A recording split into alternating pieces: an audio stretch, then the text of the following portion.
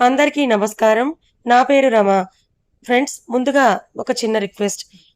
చాలామంది video notification రావట్లేదు అని అన్నారు. అందుకేనేమో నిన్న నేను పెట్టిన 2 వీడియోస్‌కి కూడా వ్యూస్ సరిగా లేకుండా పోయింది. ఒక్కొక్కసారి యూట్యూబ్ రీచ్ ఇస్తుంది, ఇవ్వదు. కనుక మీరేం చేస్తారంటే సబ్స్క్రైబ్ చేసుకున్న తర్వాత బెల్ సింబల్ ఆల్ అని ప్రెస్ చేయండి. దీనివల్ల నేనెప్పుడు వీడియో చేసినా నోటిఫికేషన్ మీకొస్తుంది. ప్లీజ్ దయచేసి సపోర్ట్ చేయండి. మనసులు కలవని మనవు 17వ భాగం. రచయిత సాహితీ మోహన్ గారు. అది చూసి తల పైకెత్తి చూస్తూ శివయ్య, ఏంటిది? ఇలాంటి వెరైటీ క్యాండిడేట్‌ని నాకెందుకు తగిలించావు చెప్పు నువ్వు? నువ్వే చూడు ఎలా చేస్తున్నాడో. రాత్రి ఏ క్రిమినల్ మీద వీరావేశంతో రుద్రతాండవం చేసి చేతికి బుల్లెట్ తగిలించుకొనొచ్చి, ఇప్పుడేమో నా దగ్గర ఏమీ ఎరుగని అమాయకుడిలాగా ఎలా సిగ్గుపడుతున్నాడో అంటూ ఒకే పర్సన్‌లో ఇన్ని రకాల షేడ్స్ ఉండటం నేను ఇదే ఫస్ట్ టైమ్ చూస్తున్నాను స్వామి అనుకుంటూ ఇంక తన ఓపిక నశించిపోయి కోపంగా రుద్రాక్ష ముందుకు వెళ్లి నుంచొని తన చేతిలోని టీ షర్ట్‌ని విసురుగా లాగేసుకుంటుంది శాంభవి. ఆమె చేసిన పనికి ఆశ్చర్యంగా చూస్తూ, ఇటివ్వు నేను వేసుకుంటాను అంటున్న అతన్ని మాట్లాడనివ్వకుండా హుష్ అని అంటూ కోపంగా రుద్రాక్షని చూస్తూ, ఏంటి మీరు వేసుకునేది? ఏంటి? అంటూ నడుమున చేతులు పెట్టుకొని మీదకి వస్తూ, అసలు చేతికి అంత కట్టు పెట్టుకొని ఈ టీ షర్ట్‌ని ఎలా వేసుకుందాం అనుకుంటున్నారు?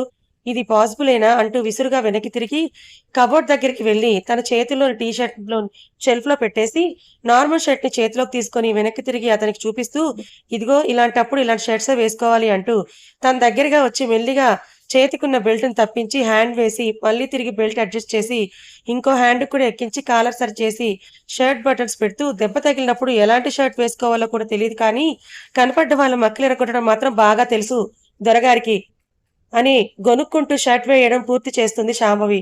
నిన్నటిదాకా తనని చూస్తేనే ఆమెడ దూరం పారిపోయే శాంభవి ఇవాళ ఇలా తనపై హక్కు చూపిస్తూ కోప్పడడం చూసి స్టన్నయిపోయి, బొమ్మలా తనేది చెప్తే అది చేయించుకున్న రుద్రాంశ్ ఆమె మాటలకి ఈ లోకంలోకొస్తూ చిన్నగా థాంక్స్ అంటాడు.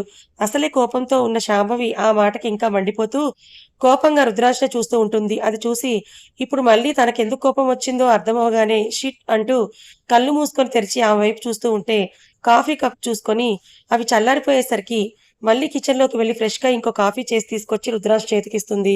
తనేం మాట్లాడకుండా కాఫీ ఫినిష్ చేసి తిరిగి తన చేతిలో కప్ పెట్టగానే, ఆ కప్‌ని టేబుల్‌పై పెట్టి బెడ్ మీద పిల్లోస్‌ని సరిచేసి, రుద్రాంశని చూసి ఇక పడుకోండి అని అంటూ కప్ తీసుకొని కిందకి వెళ్ళబోతూ ఆగి, మీరు మీ వృత్తిని ఎంతగా ఇష్టపడతారో ఈ కొద్ది రోజుల్లోనే నాకర్థమైంది.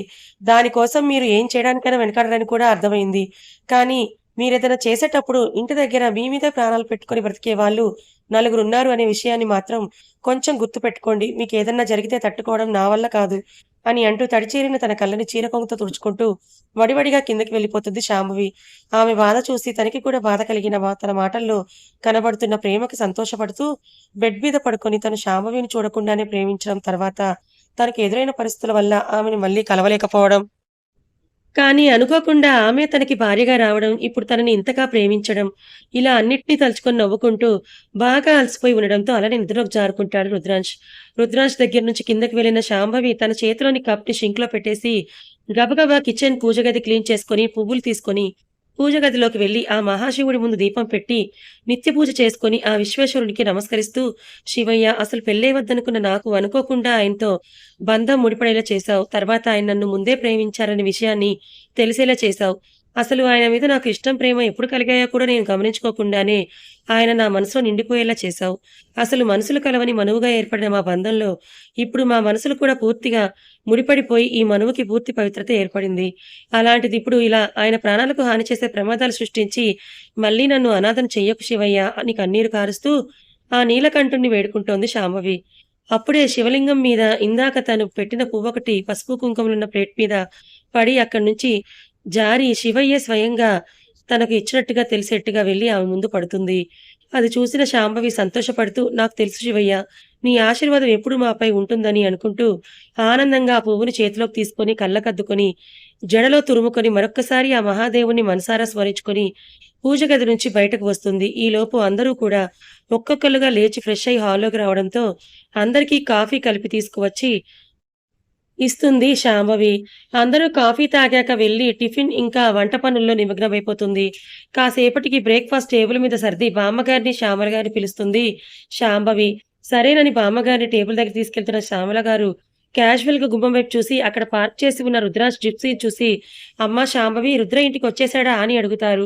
ఆ మాటకి ప్లేట్స్‌లో టిఫిన్ వడ్డించబోతున్న శాంభవి తలెత్తి అత్తగారి వైపు చూస్తూ, "హా! వచ్చారత్తయ్య. ఆయన వచ్చేసరికి మార్నింగ్ 4 అయిందంటూ రుద్రాజ్‌కి బుల్లెట్ తగిలిన విషయం చెప్పాలా వద్దా అని సతమతమవుతూ ఉండగా, "అయ్యో! రుద్ర నీ చేతికి ఏమైంది బాబు? ఈ బెల్ట్ ఏంటి?" అంటూ అమ్మో! ఎంత పెద్ద కట్టు కట్టారు. ఏమైందో ఏంటో అని శోకండాలు పెడుతున్న ఇందుమతి గొంతు విని తలెత్తి కిందకి వస్తున్న రుద్రాక్షని చూస్తుంది. శాంభవితో పాటు ఇందుమతి ఆ మాటలు విన్న బామ్మగారు, శ్యామల గారు కూడా తల తిప్పి పైకి చూస్తూ రుద్రాక్ష చేతికున్న బెల్ట్ చూసి కంగారు పడుతూ ఉంటారు. ఇందుమతి ఏడుపు విని ఆమె వైపు విసుగ్గా చూస్తూ, "నాకేం కాలేదత్తా. నేను బానే ఉన్నాను. నువ్వు ముందా ఏడుపు ఆపు" అంటాడు చిరాగ్గా. "చేతికింత పెద్ద కట్టుంటే ఏం కాలేదని చెప్తే నేనెలా నమ్ముతాను రుద్ర? చేతికేమైందో చెప్పు" అంటుంది ఇందుమతి. అదే ఏడుపుని కంటిన్యూ చేస్తూ, దాని దొంగ ఏడుపులు అతని సహనాన్ని సన్నగిల్లేలా చేస్తుంటే, కష్టంగా యాంగర్‌ని కంట్రోల్ చేసుకుంటూ, అత్తా, నాకేం కాలేదని నేను బానే ఉన్నానని చెప్తున్నాను కదా! నిన్న డ్యూటీలో చేతికి బుల్లెట్ తగిలిందంతే" అంటూ హార్ష్‌గా చెప్పి ముందుకు కదులుతాడు రుద్రాష్. రుద్రాష్ చెప్పింది విన్న బామ్మగారు, శ్యామల గారు చాలా కంగారు పడిపోతూ తన దగ్గరికి వెళ్లి, "నాన్న రుద్ర, ఏంటి నువ్వు చెప్పేది? నీ చేతికి బుల్లెట్ తగలడం ఏంటి? అసలు అంత అజాగ్రత్తగా ఎప్పుడూ ఉండవు కదా నువ్వు. మరిప్పుడెలా ఇదంతా జరిగింది?" అని అడుగుతారు. శ్యామల గారు కంగారుగా అతనిపై ప్రశ్నల వర్షం కురిపిస్తూ, బామ్మగారు కూడా చెమ్మగిల్లిన కళ్ళతో రుద్రాష్ వైపే చూస్తూ, "ఎప్పుడు లేనిది ఏంటి నాన్న ఇది? ఇలా జరిగింది నీకు" అని అంటారు. కట్టుతో ఉన్న అతని చేతిని నిమురుతూ వాళ్ళ కంగారు చూసి రుద్రాంశ్ ఏదో చెప్పబోతూ ఉండగా, ఊరికే అంటారా పెద్దవాళ్ళు, "గొడ్డొచ్చిన వేళ బిడ్డొచ్చిన వేళ" అని. అంతా ఈ మహాతల్లి పాదమహిమ. ఎవరికి పుట్టిందో, ఎలా పుట్టిందో కూడా తెలియని ఈ పిల్లని తీసుకొచ్చి కనీసం జాతకాలు కూడా చూడకుండా వాడికి పెళ్లి చేశారు. అసలు ఆవిడ జాతకంలో ఏ దోషం ఉందో ఏంటో ఎవరికి తెలుసు?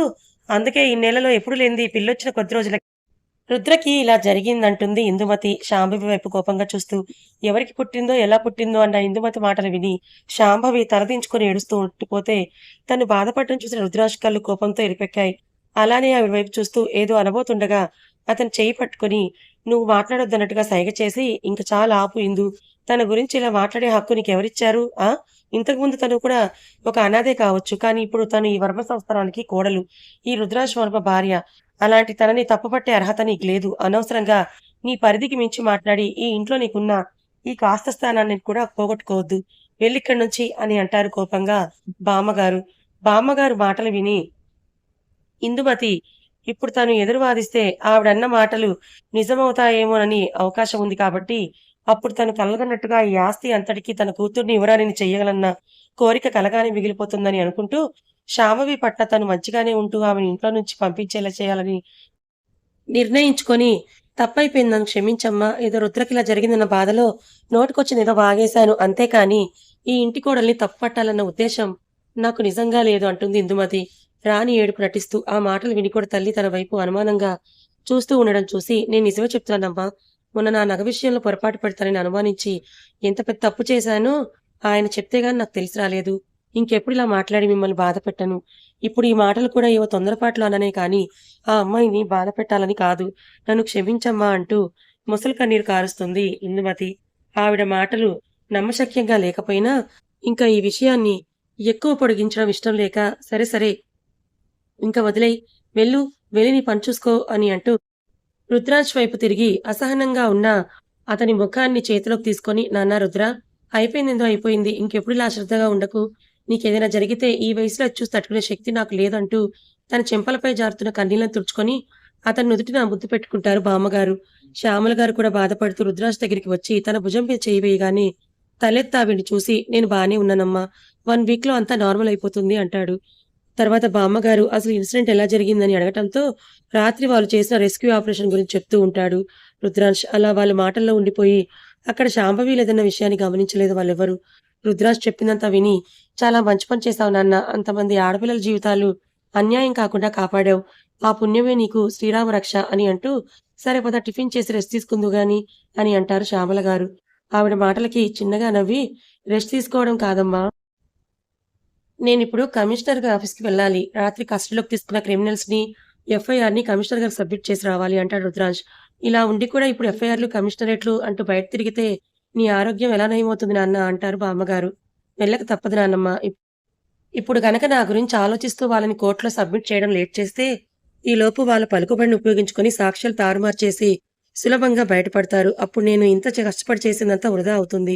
అందుకే ఈ ఒక్క గంట నన్ను రిస్ట్రిక్ట్ చేయొద్దు అంటూ ఖచ్చితంగా చెప్పేస్తాడు రుద్రాంశ్. అతను డిసైడ్ అయ్యాక ఇంకా ఎవరైనా చెప్పినా వినడని ఆల్రెడీ వాళ్ళకి తెలిసిన విషయమే కాబట్టి బామ్మగారు చిన్నగా నిట్టూర్చి, "సరేలే వెళ్ళు కానీ నీతో పాటు ఎవరైనా తీసుకొని వెళ్ళు తోడుగా. లేకపోతే ఒక్కడివే అలా మొండిగా డ్రైవ్ చేస్తావు" అని అంటూ ఉండగా, "అందుకే పెద్దమ్మగారు నేను వచ్చింది" అని ఆ మాటలు వినిపడి ముగ్గురు తల తిప్పి గుమ్మం వైపు చూసి చిన్నగా నవ్వుతారు. తను కూడా వాళ్ళ వైపు చూసి నవ్వుతూ లోపలికి వచ్చి బామ్మగారి దగ్గర ఆశీర్వాదం తీసుకొని కూర్చుంటాడు మూర్తిగారు.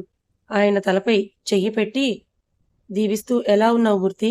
అమ్మాయి, పిల్లలు అందరూ బావున్నారా? కులాసాయే కదా?" అని అడుగుతారు బామ్మగారు. ఆ మాటలకి మూర్తిగారు, "అందరూ బావున్నామమ్మా.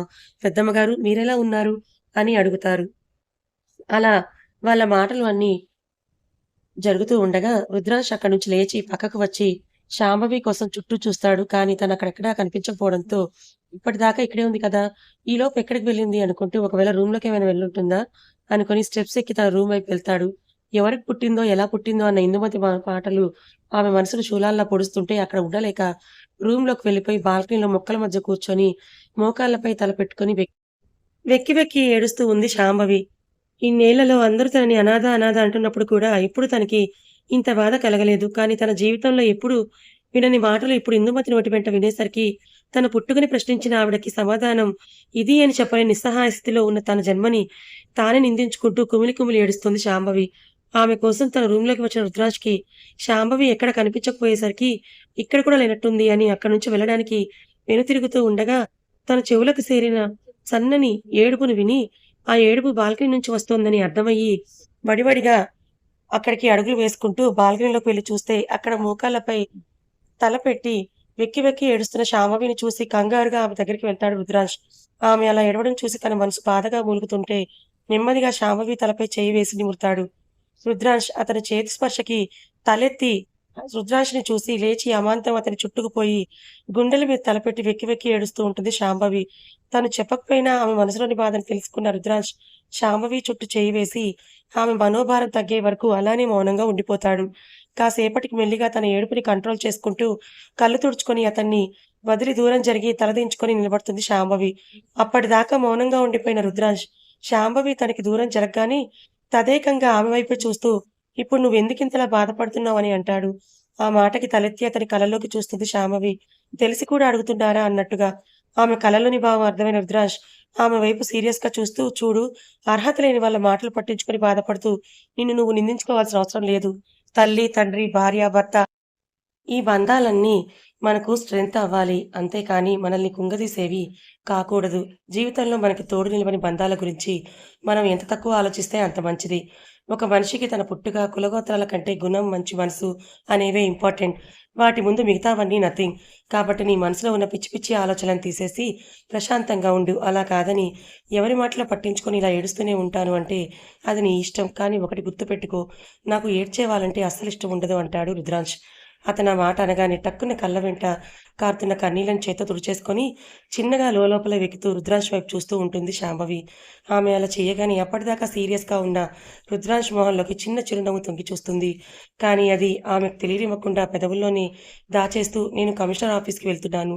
ఒక గంటలో వచ్చేస్తాను. అనవసరమైన విషయాల గురించి బాధపడి టైం వేస్ట్ చేసుకోకు" అని చెప్పి ఆమె సమాధానం కోసం కూడా చూడకుండా వెనక్కి తిరిగి వెళ్ళిపోతాడు రుద్రాంశ్. అతని మాటలు ఆమెలో జరుగుతున్న మానసిక సంఘర్షణని దూరం చేస్తే, తన పాటికి తను చెప్పాలనుకున్నది చెప్పి వెళ్ళిపోతున్న అతని చేతలు ఆమెలోని ఉక్రోషాన్ని తట్టి లేపాయి. ఆ ఉక్రోషంతోనే వెళ్ళిపోతున్న అతన్ని చూస్తూ, పెళ్ళాం బాధపడుతుంటే కాస్త బుజ్జగించాలని కూడా తెలియదు ఈ టైగర్‌కి. సీరియస్‌గా తను చెప్పాలనుకుని చెప్పి ఎలా వెళ్ళిపోతున్నాడో చూడు అంటూ పైకి చూసి, "ఇలాంటి బండరాయిని నాకంటగట్టావేంటయ్యా స్వామి! జీవితాంతం ఎలా వేగను? నేను ఈ హిట్లర్‌తో నువ్వే చెప్పు" అంటుంది శాంభవి చిరుకోపంగా. శాంభవి దగ్గర నుంచి కిందకి వచ్చిన రుద్రాంశ్ నేరుగా బామ్మగారితో మాట్లాడుతూ ఉన్న మూర్తిగారి దగ్గరికి వెళ్ళి, "ఇంక పద బాబాయ్ వెళ్దాం. ఇప్పటికే లేట్ అయిందంటాడు." అని తలూపి, "సరే పెద్దమ్మగారు వెళ్ళొస్తాను" అంటూ లేచి నించోగానే రుద్రాంశ్ కూడా బామ్మగారిని, శ్యామల గారిని చూస్తూ, "నేను 1 అవర్‌లో వచ్చేస్తానని" చెప్పి మూర్తిగారితో కలిసి కమిషనర్ ఆఫీస్‌కి బయలుదేరతాడు.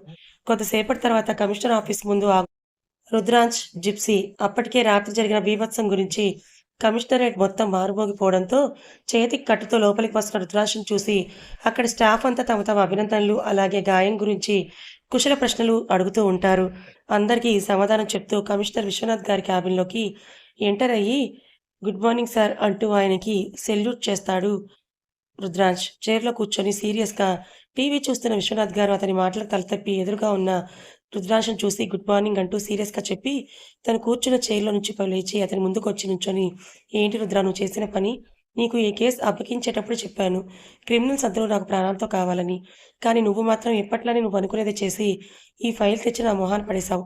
ఇప్పుడు హై అథారిటీకి నేనేం సమాధానం చెప్పను" అంటూ తిరిగి తన టేబుల్ ముందుకు వెళ్లి అక్కడున్న టీవీ స్క్రీన్‌ని రుద్రాంశ్ వైపు తిప్పి, అతని వైపు సీరియస్‌గా చూసి, "చూడు మనం ఎప్పుడెప్పుడు దొరుకుతామా అని కాచుకొని కూర్చున్న ఈ న్యూస్ ఛానెల్స్ అన్నీ రాత్రి జరిగిన ఎన్‌కౌంటర్‌ల గురించి, నీ గురించి ఎలా చెప్తున్నారో" అని అంటాడు విశ్వనాథ్ గారు. ఆ మాటకి రుద్రాంశ్ పక్కనే ఉన్న మూర్తి గారు కూడా తమ దృష్టిని టీవీపై నిలుపుతారు. ఏసీపీ రుద్రాంశ్ ఇతనొక ఎన్‌కౌంటర్ స్పెషలిస్ట్. ఒక బాధ్యత గల పోలీస్ ఆఫీసర్ అయ్యుండి, న్యాయస్థానం చేయాల్సిన పనిని తన చేతుల్లోకి తీసుకొని, ఒకరిని కాదు, ఇద్దరిని కాదు, ఏకంగా 40 మందికి పైగా క్రిమినల్స్‌ని ఆన్ ది స్పాట్ ఎన్‌కౌంటర్ చేసేశాడు. ఒక విషయం మేము కూడా ఒప్పుకుంటాము.